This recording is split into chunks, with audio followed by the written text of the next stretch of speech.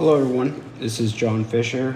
Today we're reading The Artist's Way for Parents, Raising Creative Children by Julia Cameron. We're going to jump right into the introduction. 20 years ago, I published a book called The Artist's Way. Its premise that creativity is a spiritual matter and that we are all creative struck a chord with the reading audience. Nearly 4 million people bought The Artist's Way and worked with its toolkit. When I would go out to teach, people would approach me with gifts. I used your tools and this is what I've made, they would say, handing me a book, a CD, or a DVD. But with the gifts often came a request. I'm a parent. Could you write a book about creativity in children? No, I always laughed. If you want your children to be creative, practice creativity yourself. Children learn from what we do. I would face down the disappointment in my petitioners. I truly believe that if they worked their Artist's Way program, they would come upon imaginative and innovative ways to parent. But perhaps my answer was too thin. Year after year, request after request, I resisted because I thought the children were already creative and that their parents could always use the basic Artist's Way text to free themselves creatively and set an example for their children. But what of the parents who were not already familiar with the Artist's Way? The early years of parenting were an unlikely time for busy parents to launch into an intensive creative recovery of their own. What assumptions was I making about creative parenting based on my own immersion in a creative life?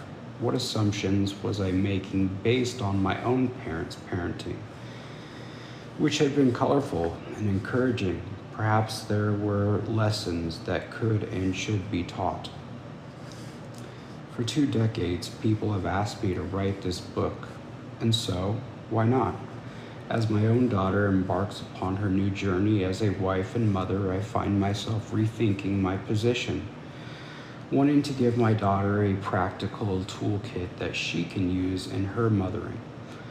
I want to pass on the tools I myself used as well as the tools my own very creative mother employed. I come from a family of 7 children. Every single one of us makes our living by our wits. My older sister, Connie, is a writer. My brother, Jamie, is a musician. My sister, Libby, is a painter. My brother, Christopher, is a musician. And my sister, Lori, is another writer, as is my youngest sister, Peggy. As for my mother, she was a poet who loved mothering. She kept a large bulletin board where she posted our latest artwork. Each holiday was marked by thematically related art projects. We made ghosts and goblins for Halloween, we made snowflakes for Christmas, we made Valentine's Day cards, and we made Easter eggs. All of us worked on our projects as the big oak dining room table.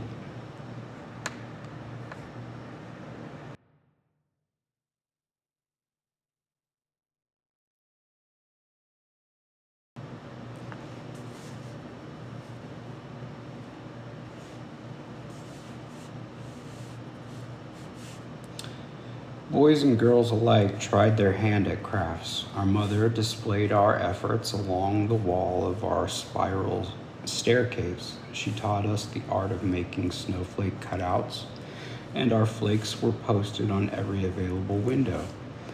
Between holidays, our mother still made sure we had art supplies. I remember drawing a rearing Palomino horse, which my father framed and hung in the family room. There was no sense of competition among the siblings. We were encouraged to delight in one another's gifts. In this regard, our parents set a good example, always thrilled by what we had wrought. Somehow my parents never conveyed to us the message of our culture, that it was difficult to make money as an artist, or that being an artist wasn't a real job. Exercising our creativity was always regarded as a worthwhile endeavor. When we told them of our dreams, they never said, "Oh, sweetheart, don't you think you need something to fall back on?" Instead, they supported our belief that we could do and even make a living doing what we loved. Looking back, I see my parents as unusual, even radical, in their stubborn support of our creativity. Regardless of cultural norms, they unapologetically place deep value on creating a culture of healthy creativity in the home. Is it a coincidence or any wonder that we all grew up to make our living using our creative gifts? Did this upbringing set the stage for the concepts I would articulate and develop in The Artist's Way and in 30 more books beyond it? I'm not a parenting expert, I'm a creativity expert. I'm a parent, however, and I used creativity tools in mothering my own child. As she grew up, she reflected back to me my belief that there are few things more inherent or precious in children than their creativity. Creativity is a spiritual undertaking. Parenting is also a spiritual undertaking. We are entrusted with the care of our children's souls as well as their bodies. There are, and will always be, myriad books on the science of child development. The Artist's Way for Parents is not one of them. It is a spiritual toolkit, a support, a guide. In a culture of more and more applies to parenting as well. We are perfectionists and we want our children to be perfect. We obsess about the outcome of our actions as we hover above our children, trying to provide every opportunity. Every bit of knowledge and exposure. We worry about our toddlers' college education. We think as parents that we must be very serious, but we are serious enough. It is a healthy dose of joy that our children require. Let us loosen our grip on the obsession with perfection, with the mastery of parenting that allow ourselves to explore and delight in the mystery instead. And so, a toolkit for children, healthy guidance and encouragement of their creative gifts. For parents, companionship, structure, support. Every child and every parent is creative. For some of us, it may be easier to see our children's creativity than our own, as we take in other openness and sense of possibility. We may find that they remind us of our own potential as well. Exercising our creativity is an act of faith, which connects us to a higher power. When we are willing to explore our creative gifts, we allow both ourselves and our children to connect to something greater and to each other.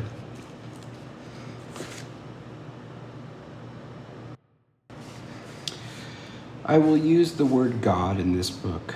Please do not let semantics stop you from experimenting with the concepts within. No matter what you call it, the source, the force, the universe, the Tao, there is a benevolent something greater than ourselves to which we can connect. We can find a spiritual path regardless of our religious upbringing, which for many of us may have lapsed. Fostering our children's creativity, we are fostering our children's spirituality as well.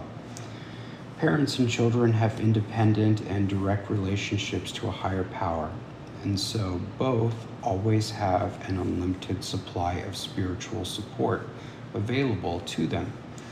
This book will help parents and children alike tap into that source. Every child has different needs at different times, and yet the same spiritual tools provide answers over and over. This source book focuses on universal concepts that parents can return to again and again as their children evolve. It functions as a gentle reminder that we are all spiritual beings with creativity stamped into our DNA. The smallest bit of spiritual encouragement yields large results. divided into 12 chapters, each with a spiritual theme and accompanying exercises. The Artist's Way for Parents is aimed at parents with children newborn through age 12. It is never too early or too late to nurture children's creativity. Working with this book, parents replenish their own creative stores as well as nurture those of their children, giving them valuable tools for the journey towards adulthood. Parenting is a great adventure. The early years of parenting can be one of the most inspiring chapters of your life, opening you to love and growth you may not have yet experienced, using these years to tap into your own creativity as well as your child's. You will love and grow together, awakening your child's sense of curiosity, and the wonder helps you reawaken your own. Reawakening your own sense of curiosity and wonder helps you awaken your child's. Exercising creativity alone and together strengthens the bond between parent and child. Funded by optimism, your child is guided to an expansive and adventurous life. Okay. The 3 basic tools. The Artist's Way for Parents utilizes 3 basic tools: morning pages, creative expeditions, and highlights. These tools, when used in conjunction with one another, will help you to develop a sense of guidance, energy, and clarity as you explore the many healthy creative impulses that will arise for you and your children. Used consistently, these tools will give you a spiritual foundation and an ongoing sense of structure and safety. 1. Morning pages. 3 pages of longhand daily writing that the parent does alone. The bedrock tool of a creative recovery or discovery is something I call morning pages. Done first thing, they siphon off the negativity as they provoke, clarify, comfort, cajole, prioritize, and synchronize the day at hand. Sometimes parents feel that they have lost their right to privacy, but this does not have to be the case. Morning pages are for your eyes only. They are a safe place to vent, muse, strategize. Just write longhand. Yes, longhand, for 3 pages about anything, and then stop. Do not share your morning pages with anyone. I have had students shred, burn, hide, or lock up their morning pages. I myself have often joked that in my will it should state, first cremate the morning pages, then take care of the body. Morning pages are a portable, private support kit for the parent. Parenting is an emotional experience, and you are allowed to have all of the feelings you are experiencing. Morning pages are a safe place for you to process these feelings, ultimately making you able to be more present in your day and with your child. But Julia, my students sometimes exclaim, I don't have time to get up and do morning pages before my child wakes up. I tell them to do as many pages as they can before their child wakes, and then to go about their family duties, finishing the pages as they can. In a perfect world, we would all have time to get morning pages done in their entirety, but it's better to get them done piecemeal than not at all. What is important here is that you have a place to safely process turbulent emotions. Virginia Woolf said that a writer needs a room of her own, by which I take it that she meant all writers need privacy and solitude. I would extend this advice to include everybody, not just writers, and most especially parents. Viewed this way, the morning pages can be seen as a private, portable room of your own. At first, it may be tempting to share them, but within weeks of having started the process, the importance of their privacy will be revealed. I invented morning pages when my daughter was a toddler and I was feeling overwhelmed by her demands for my attention. I began getting up earlier than my daughter and taking myself quickly to the page. I was having a feeling common to many new mothers. I don't know who I am anymore. The pages helped me connect with myself. Morning pages are not intended to be art. Rather, they are artless. The simple act of moving the hand across the page puts us into contact with our authentic self. It is important that they are written longhand. Most of us are able to go faster by computer, but faster is not better. In this case, velocity is the enemy. Picture yourself driving a car, speeding along at 75 miles an hour. Whoops, was that my exit? Was that a gas station or a convenience store? This is what it is like to write morning papers on the computer. Now picture yourself driving more temperately at 55. Here comes a gas station, and it's my exit. There's a convenience store too. In other words, morning pages allow you to place yourself precisely in the landscape of your life. I often think of morning pages as a form of meditation, uniquely suited to hyperactive Westerners. It is very difficult for most of us to sit for 20 minutes and do nothing.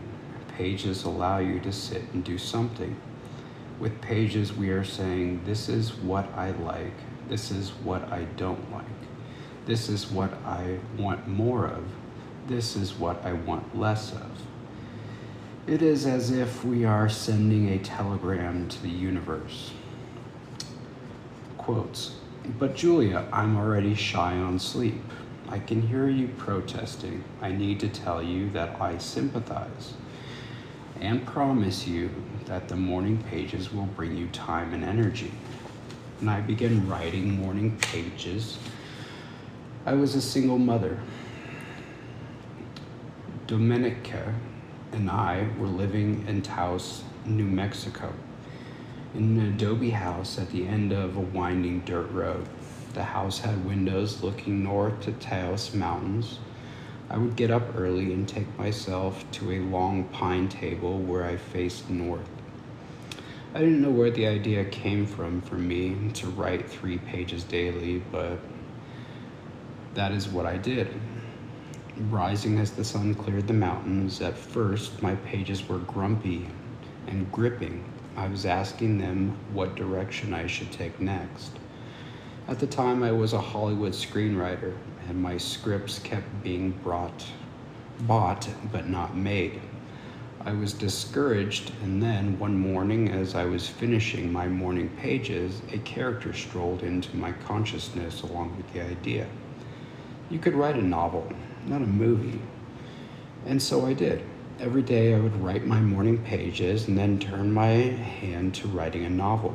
The pages had seen my creative dilemma and offered me a solution. As time went on, I found my pages offering me solutions for problems of many stripes.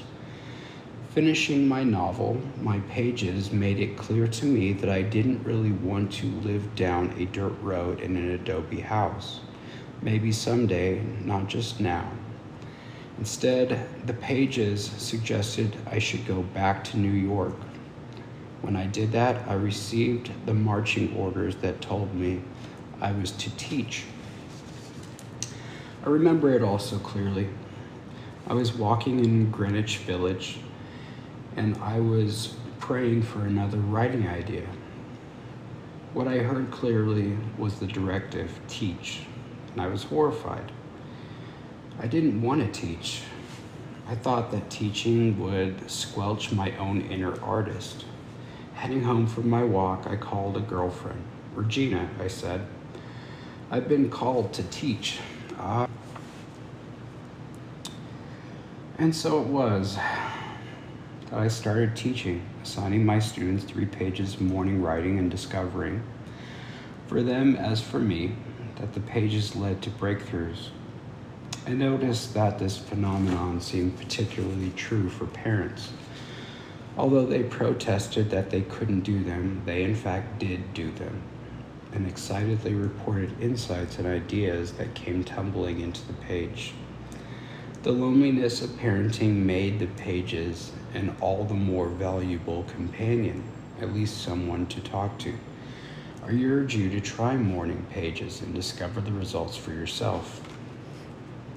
Creative Expedition, a once weekly dual adventure that the parent and child plan, look forward to, and take together. A creative expedition doesn't need to be large, but it does need to be festive. The point is to refill our spiritual coffers. When looking for ideas for creative expeditions, think whimsy, frivolous,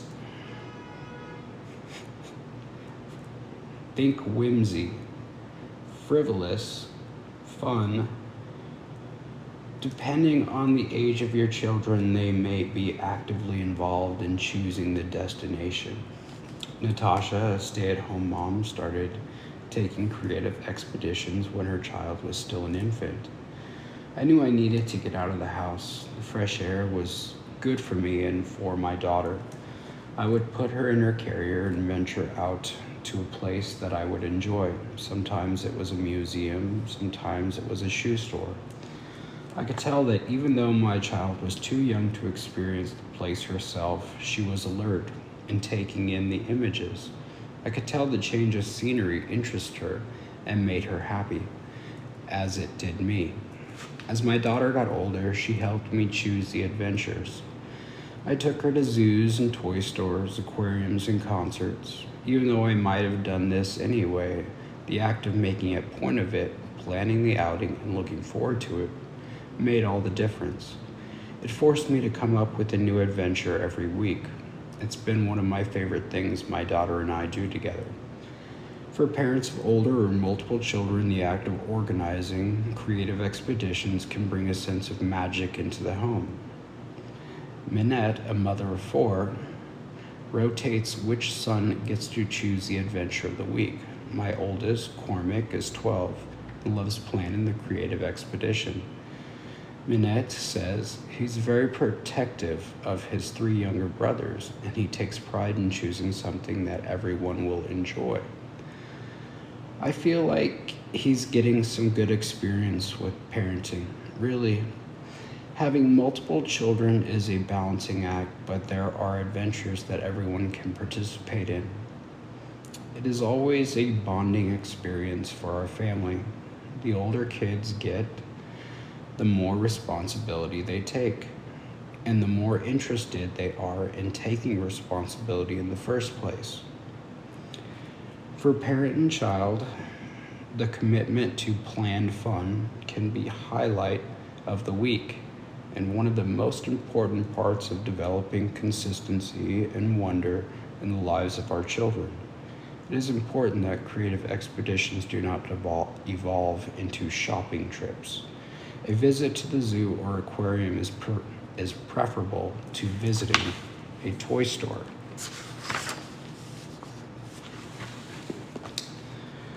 All right, now here's an exercise. At the top it says planning creative expeditions. You can write this down if you'd like. List 5 creative expeditions that you could take with your child, such as visits to the zoo, a children's museum, a new playground, a cathedral, and a library.